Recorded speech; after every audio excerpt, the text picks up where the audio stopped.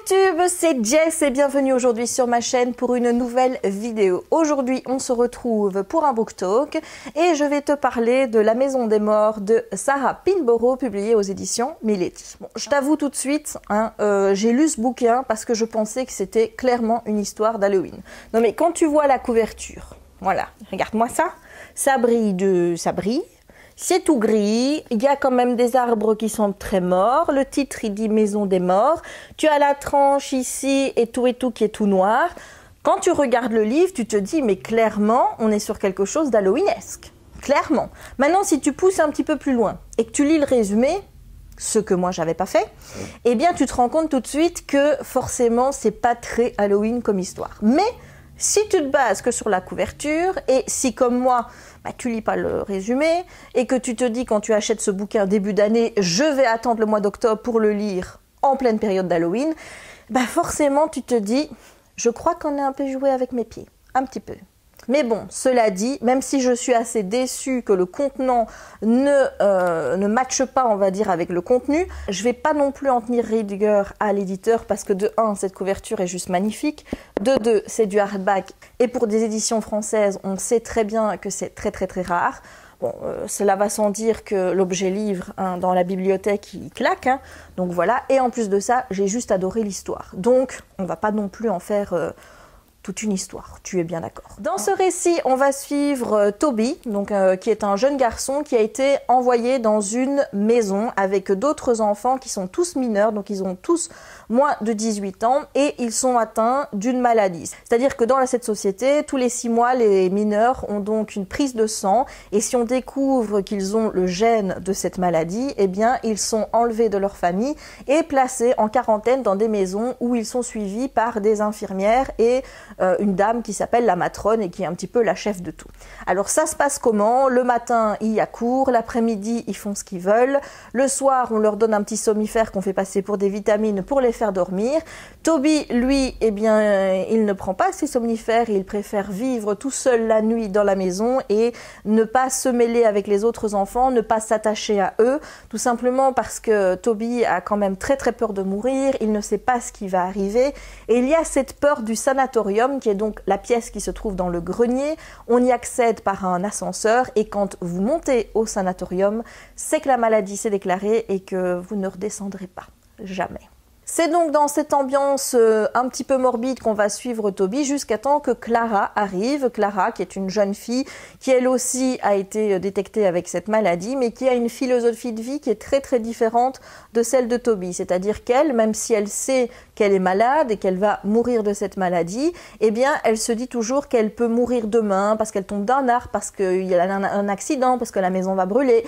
Et donc, il faut profiter du moment présent et profiter de toutes les opportunités qui s'offrent devant elle. Et forcément, l'arrivée de Clara va totalement changer la vie de Toby, vous vous en doutez. J'ai beaucoup aimé cette histoire, tout simplement parce que j'ai trouvé qu'on aborde le sujet de la mort de manière intelligente. Tu sais très bien que la mort et moi, ça fait 2, c'est une de mes plus grandes peurs. Et je me suis pas mal retrouvée dans les craintes de Toby et je me suis surtout retrouvée dans sa façon de dire oui mais voilà, j'ai peur de ce monde qui va continuer à vivre sans moi. Alors cette phrase, il faut pas la prendre négativement, il faut pas la prendre comme je me pense être le centre de l'univers et j'imagine mal comment le monde pourrait continuer de vivre si je ne suis pas là. C'est pas du tout ça. Je sais que je suis qu'un petit grain de sable et je sais que le monde continuera à très bien tourner quand je serai partie. Ce qui je veux dire par cette phrase, c'est que il y a d'autres auteurs qui écriront des livres, il y a des nouvelles choses qui vont se passer, il y a des nouveaux films, il y a des nouveaux événements qui vont se passer une fois que je serai morte et je ne serai pas témoin de ces choses-là. Et c'est dans ce sens-là que moi je prends cette phrase-là et c'est de ce sens-là que moi je la vis. C'est pas je me prends pour le centre du monde et j'imagine mal comment le monde va continuer à vivre sans moi. C'est que je me dis le monde va continuer à vivre et je ne serai plus témoin de ce qui va s'y passer. Voilà, forcément, comme je vous dis, je me suis pas mal identifiée au personnage de Toby. J'ai aimé le souffle qu'apporte Clara parce que on a un personnage qui est très renfermé sur lui-même. Comme je te l'ai dit, il n'a pas envie de trop se mixer avec les autres enfants. Les enfants sont divisés par dortoir. Généralement, chaque dortoir reste ensemble. Il y a une sorte de petit concours malsain, on va dire, entre chaque dortoir, à savoir lequel va se vider le premier. Imagine un petit peu l'ambiance qu'il y a dans cette maison où ils sont là à se demander tiens, est-ce que notre dortoir va se vider le premier ou ce sera le dortoir numéro 7 où il y a Jack, le gars qu'on n'aime pas. Enfin bref, c'est assez morbide, c'est assez malsain et Clara, elle arrive dans cette histoire et elle met une touche de féminité, forcément, de légèreté. Elle a une opinion sur la vie qui est beaucoup plus saine. Elle essaye de profiter de chaque moment présent, même si elle se sait condamnée. J'ai aimé cette façon de voir les choses et j'ai aimé la manière dont elle va changer Toby, en tout cas sa perception par rapport à ce qui va leur arriver. J'ai aimé d'autres personnages dans cette histoire, ce sont Louis et Will. Voilà, ce sont deux garçons qui doivent avoir une dizaine d'années et Will c'est le plus jeune qui est dans le dortoir numéro 4, donc avec Toby. Et donc il considère un petit peu Toby comme son grand frère, comme la personne de référence, celle qui va les aider si jamais Jack va les ennuyer. Et Will, c'est juste la naïveté en plein. C'est le personnage vraiment qui apporte toute sa naïveté à l'histoire, tout ce côté enfantin. Et j'ai adoré ça, j'ai adoré ce personnage, j'ai adoré cette petite touche qu'il apporte. Louis est beaucoup plus raisonné, lui il est déjà beaucoup plus mature, même s'il reste assez jeune. Lui, je l'ai justement apprécié par sa maturité. Tu peux le constater, j'ai vraiment apprécié chaque personnage pour une caractéristique bien spécifique qu'il apportait à l'histoire. Ça a été vraiment un pur délice de lire ce roman. J'avoue, j'ai pleuré à certains moments parce que il y a certains enfants, forcément, on s'y attache beaucoup plus que d'autres et quand la maladie se déclare et qu'on sait ce qui arrive, selon le personnage, si on s'y est attaché ou pas, forcément, ça va plus nous marquer le fait que il tombe malade. Maintenant, j'ai des petits bémols par rapport à cette histoire, notamment par rapport à cette fameuse maladie dont on ne sait pas grand-chose en fait. Il y a très peu de détails qui concernent la maladie. On sait juste qu'elle se déclare comme ça, elle peut rester inactive pendant quelques mois ou alors se déclarer assez rapidement. Et en plus de ça, les symptômes ne sont relativement pas les mêmes d'un enfant à l'autre. C'est-à-dire que durant la lecture, j'ai pu voir cette maladie agir sur l'un ou l'autre et à chaque fois, c'était des symptômes assez différents, même s'il y en a qui se rejoignent quand même. Ces enfants portent même un nom, les déficients. Il y a des détails qui sont donnés sur la maladie et sur les conséquences qu'elles ont eues à l'extérieur qui, moi, me laissent perplexe parce qu'on ne me donne pas assez d'éléments pour que je comprenne tout. Donc, je suis assez restée sur ma faim vis-à-vis de cette maladie. J'aurais aimé en apprendre plus. Il y a aussi quelque chose qui m'a un petit peu gênée, c'est par rapport au personnage de la matrone.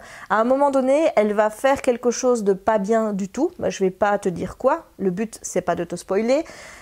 Et Toby va commencer à émettre des hypothèses et moi j'aurais bien aimé qu'on creuse le personnage de la matrone plus loin, qu'on voit pourquoi elle a fait ce choix, pourquoi est-ce qu'elle a agi comme ça. Je la trouve assez mystérieuse comme personnage, assez malsaine, avec un brin de méchanceté vraiment et j'aurais aimé en apprendre plus sur le personnage. Donc globalement, c'est une super lecture, c'est une lecture qui vous parle de la vie, même si elle est concentrée sur la mort, avec le message évidemment qu'il faut profiter de la vie, qu'on ne sait pas ce qui va nous arriver demain, que même si on a une maladie, même s'il y a ci ou même s'il y a ça, il y a toujours quelque chose d'autre qui peut arriver, donc il ne faut pas se focaliser sur un malheur ou quoi que ce soit, il faut profiter de chaque instant. C'est vraiment un concentré de vie, même si la mort est au centre de tout. Concernant la fin, que puis-je en dire? Je dois dire que je suis satisfaite et pas satisfaite de cette fin. J'aurais beaucoup aimé que la fin soit différente parce que c'est une fin qui m'a rendue vraiment très triste. Mais d'un autre côté, quand j'y repense, je vois pas comment l'histoire aurait pu se terminer autrement.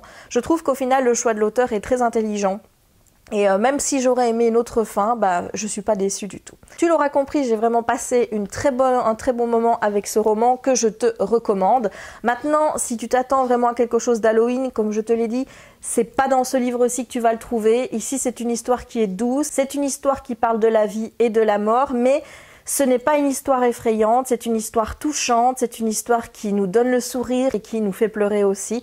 Mais elle te mettra pas le frisson. Voilà, donc c'est pas la lecture Halloween qui est attendue par la couverture, mais en tout cas j'espère que le contenu te plaira parce que moi j'en garde un très bon souvenir et je pense lire encore d'autres livres de Sarah Pinborough parce que c'est un auteur que j'aime vraiment beaucoup. Déjà j'avais adoré la saga Charme Poison que tu connais sans doute. Si, ça l'a encore fait malgré les petits bémols, donc j'ai hâte de lire d'autres romans de l'auteur. Et bien voilà, ce book talk est maintenant terminé, j'espère qu'il t'aura plu. Si tu as envie de lire ce livre, n'hésite pas à me le dire en commentaire, n'hésite pas non plus à me dire si tu l'as lu et ce que tu as pensé du livre, est-ce que tu l'as aimé, est-ce que tu ne l'as pas aimé. N'hésite pas, la zone commentaire elle est là pour toi et je serai vraiment ravie de lire tout ce que tu as pensé de cette histoire et de partager encore plus avec toi via les commentaires. Il ne me reste plus maintenant qu'à te souhaiter une bonne journée ou une bonne soirée en fonction du moment où tu regarderas cette vidéo et à te dire à très bientôt pour de nouvelles aventures livresques